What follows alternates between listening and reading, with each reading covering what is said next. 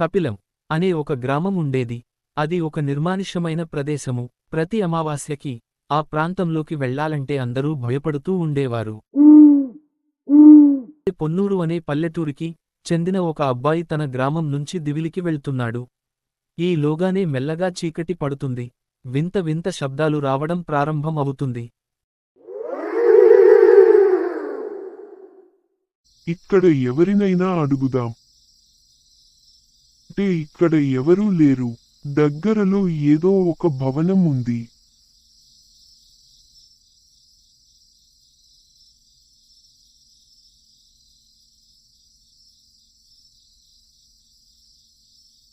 Hello, ఎవరైనా ఉన్నారా? ఎటువంటి శబ్దం లోపల నుంచి రాదు.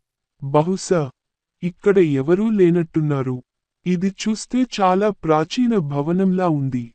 సరే, ఈ రాత్రికి ఇక్కడే నిద్రపోయి పొద్దున లేచి బయలుదేరుతాను. ఇప్పుడు మెల్లగా లోపలికి వెళ్తాడు.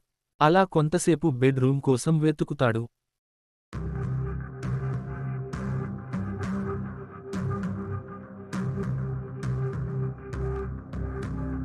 ఒక గంభీరమైన స్వరంతో ఈ విధంగా వినిపిస్తుంది. ఆ శబ్దము విని పైన ఉన్న గదిలోకి మెల్లగా వెళ్తాడు రవి.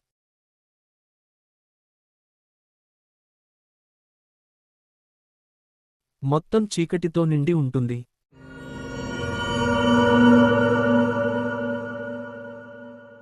ఏదో ఒక ఆకారం తన వైపే వస్తుంది అనిపిస్తుంది.